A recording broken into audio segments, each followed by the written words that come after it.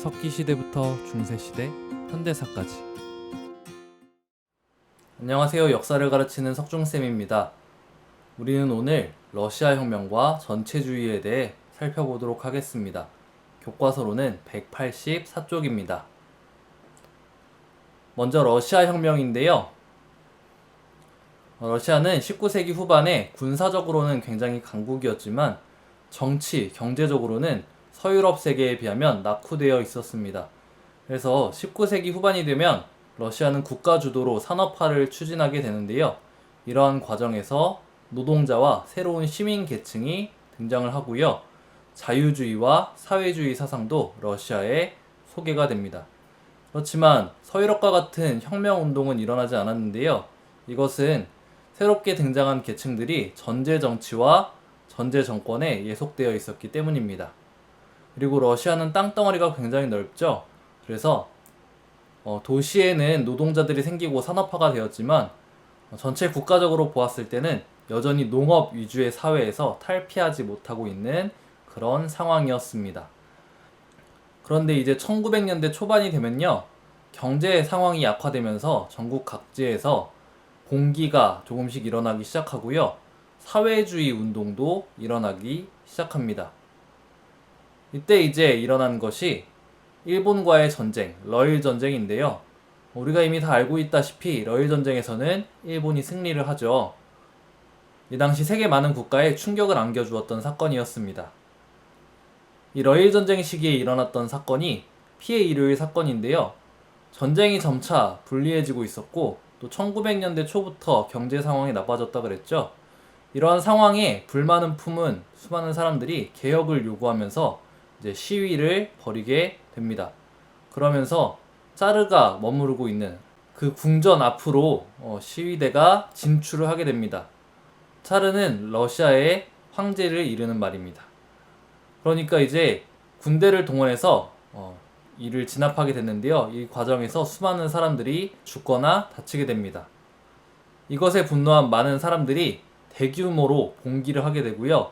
이에 러시아의 전제 정권도 조금은 양보를 하게 돼서요. 시민적인 자유와 의회의 입헌권을 보장하는 개혁을 약속하게 됩니다. 이 개혁은 점진적으로 이루어지게 되었습니다.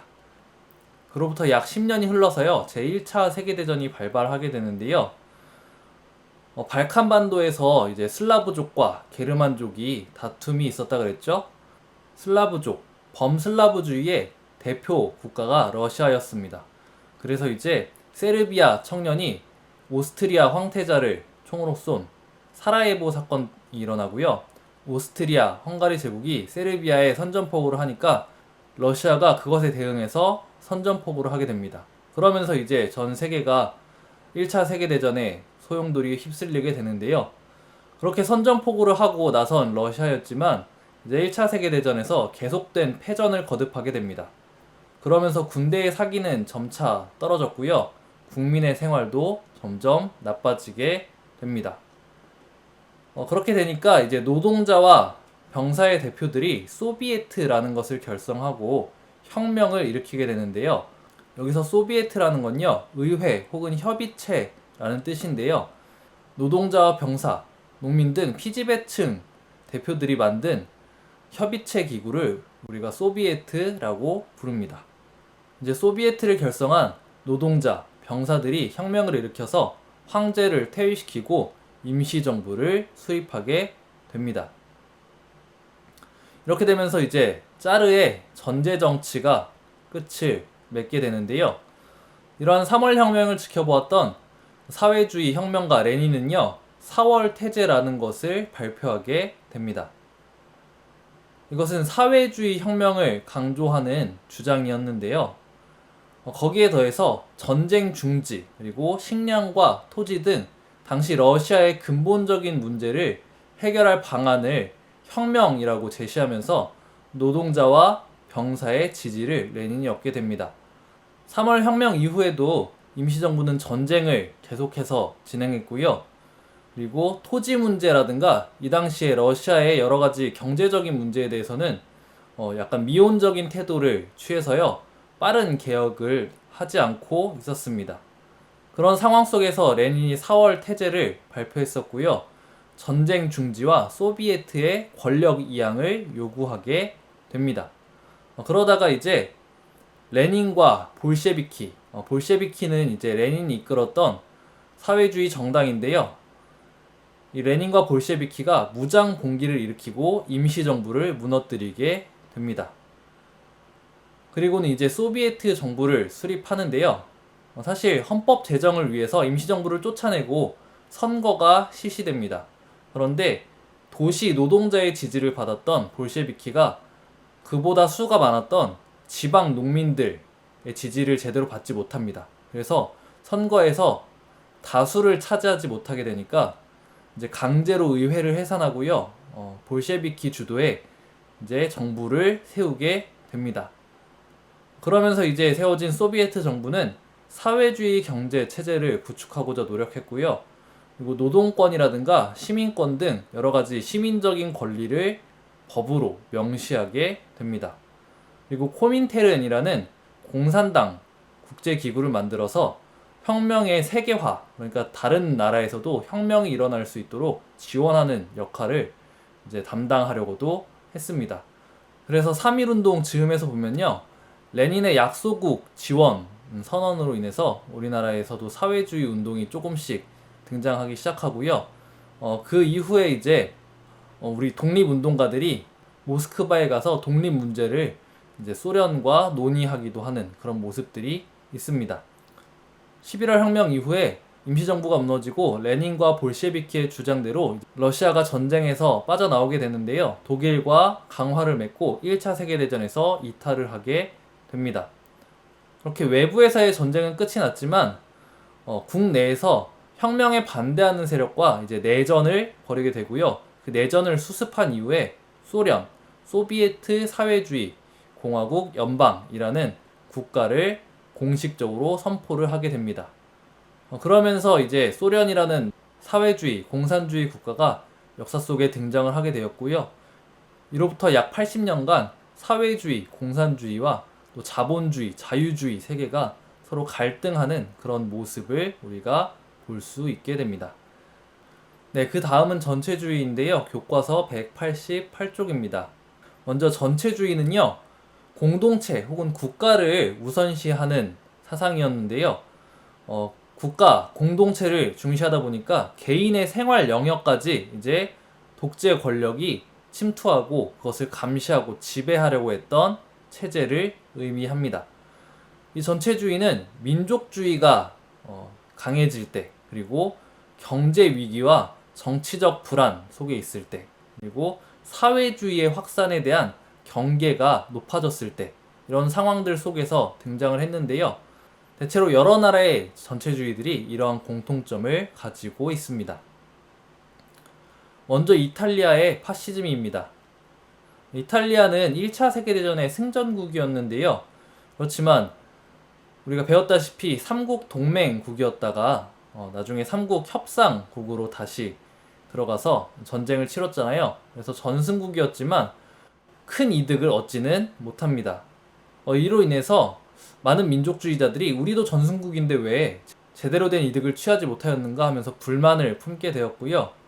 거기에 더해서 전쟁 후에 물가가 폭등하고 실업자가 증가하는 등 경제적으로 혼란해지니까 노동운동과 농민운동 등 사회주의의 영향을 받은 운동들이 격화되어 갔습니다. 이러한 상황에서 등장했던 사람이 무솔리니인데요. 무솔리니는 민족주의 여론을 이용해서 세력을 확장하고 정권을 장악했습니다. 거기에 더해서 이제 공산당 타도를 주장하면서 자본가와 군인, 지주의 지지를 받기도 했는데요. 이렇게 많은 지지를 얻게 된 무솔리니와 파시스트당이 정권을 잡고 전체주의 체제로 국가를 통제하고 운영하게 됩니다. 그래서 각종 시민적인 자유를 제한하고 일당 독재를 강화하는데요. 이탈리아의 전체주의를 이끌었던 파시스트당, 그리고 파시즘을요, 우리가 전체주의를 대표하는 용어로서 사용하고 있기도 합니다. 그 외에 다른 나라들에도 이제 전체주의 체제가 등장을 하기 시작하는데요. 그것의 배경이 된 것이 대공황입니다. 대공황은요, 1차 세계대전 후에 미국이 경제적으로 굉장히 호황 속에 있었는데 이것이 갑자기 꺾이게 되면서 경기 침체에 빠지면서 이 영향이 유럽과 전 세계로 확산되고 그로 인해 국제 무역이 급감하고 세계적으로 실업률이 폭증해서 세계 경제가 휘청이게 된 그런 사건을 의미합니다. 전쟁 이후의 경제 호황 속에서 투자를 엄청나게 한 거죠. 그러면서 생산량이 많이 늘어났는데 소비가 이 생산량을 따라가지 못하는 과잉 생산 현상이 나타난 겁니다. 그러면서 물건은 있는데 아무도 사질 않으니 회사가 망하겠죠. 또 회사가 망하니까 월급을 받을 수 없어서 또 물건을 사지 못하고 이런 악순환이 계속되면서 경제가 점점 나락으로 떨어지게 된 겁니다. 이 대공황으로 인해서요, 1차 세계대전 이후에 새롭게 생겨난 민주 국가들이 안정되지 못하고 좌절을 겪게 됩니다. 그러면서 그 나라들에서 전체주의가 나타나는 모습들을 많이 보이게 되는데요. 그 대표적인 국가가 독일입니다. 그래서 독일에서는 나치즘이 등장을 하게 됐는데요. 대공황의 여파로 독일 경제가 큰 충격에 빠졌고요. 이 대공황의 혼란 속에서 나치당이 부상하고 히틀러가 총리에 취임하면서 정권을 잡게 됩니다. 그래서 바이마르 공화국, 1차 세계대전 이후에 세워진 독일 국가가 바이마르 공화국인데 그 헌법을 정지시키고 전체주의적인 통제를 하기 시작합니다. 이 나치당의 전체주의적인 통제를 우리가 나치즘이라고 부르는데요. 나치즘은 이제 극단적인 민족주의와 인종주의 그리고 팽창 정책을 추구하였습니다. 그리고 베르사유 체제를 무효화하고자 했는데요. 그래서 이제 나치 독일은요, 사회적인 문제 집단으로 낙인 찍은 유대인이라든가 장애인, 정신질환자들에 대해서 폭력적으로 대했고요. 그래서 나중에 2차 세계대전 때는 홀로코스트라는 정말 끔찍한 일을 저지르기도 했죠. 그리고 독일 사람들이 살아갈 공간이 필요하다라고 하면서 독일인들, 독일어권에 있던 오스트리아 등을 합병하기도 했습니다. 그리고 베르사유 체제를 무효하면서 이제 독일에게 금지되어 있던 대규모의 군대를 다시 만들기도 했습니다. 이 독일의 나치즘 전체주의 체제 하에서는요, 비밀 경찰과 친위대가 국민의 사생활을 통제하였습니다. 여기서 우리가 한 가지 생각해 보았으면 좋겠는데요. 나치즘과 같은 전체주의 체제에서 다름은 인정을 받을 수 있었을까요? 오늘날 우리 사회에서 서로 다름에 대한 이해와 포용이 필요한 이유에 대해서도 한번 생각해 보았으면 좋겠습니다. 네, 그 다음은 일본의 군국주의인데요. 일본은 신생 민주국가는 아니었죠. 메이지 유신 이후에 천황 중심으로 근대화를 이루고 청일전쟁, 러일전쟁에서 승리하고 한반도를 식민지화 했었습니다. 그런데 대공황의 여파로 일본 경제가 큰 충격에 빠지게 됩니다. 그래서 이러한 상황을 타개하기 위해서 군부와 재벌 등 보수적인 세력들이 결집해서 위기를 극복하고자 했는데요. 그 방법으로서 대륙 침략을 생각하게 됩니다. 이것은 이제 서구 열강이 대공황을 극복하기 위해서 식민지들을 활용한 모습을 쫓아가고자 했던 것으로 보이는데요. 이제 그래서 만주 지역으로 세력을 확장해서 만주 사변을 일으키고 만주 지역에 만주국이라는 허수아비 국가를 세우게 됩니다. 이런 상황 속에서 군부의 강경파가 쿠데타를 일으켜서 군대가 정권을 잡게 되는데요. 그러면서 군국주의화 되어갑니다. 아까도 이야기했지만 군부와 재벌이 손을 잡았었다 그랬죠. 그리고 대륙 침략을 추진했다고 했습니다. 이들이 이제 산업화와 군비 확장에 더욱 박차를 가하게 됩니다. 그리고는 이제 이후에 중국 본토로까지 쳐들어가려고 하게 되는 거죠. 마지막으로 이탈리아, 독일, 일본의 전체주의와는 조금은 다르지만 국가주도의 독재 체제였다는 점에서 유사한 소련의 스탈린주의 독재 체제에 대해서 살펴보도록 하겠습니다.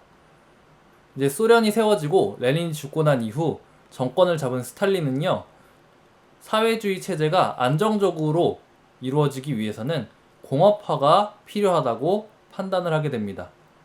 그래서 이 공업화를 추진하기 위해서 소비에트 중심의 민주주의적 체제를 조금 포기하고 독재를 이제 추진하게 되는데요. 공산당원들이 소비에트를 장악하도록 하면서 공산당 일당 독재 체제를 만들게 됩니다. 이렇게 독재 체제를 갖추고 이제 중공업 중심의 산업화와 농업 집단화를 추진하면서 소련의 경제적인 성장을 이끌었는데요. 그렇지만 이 과정 속에서 가혹한 집단 노동이 요구되기도 했고요. 그리고 정권에 대한 비판이 금지되고 반대자들을 수용소에 감금하는 그런 일들도 생겨나게 됩니다. 그래서 스탈린 치하의 소련에서 수많은 사람들이 죽었다고 합니다. 네, 오늘은 이렇게 러시아 혁명과 이탈리아의 파시즘, 독일의 나치즘, 일본의 군국주의와 소련의 스탈린주의, 독재 체제에 대해서 살펴보았습니다.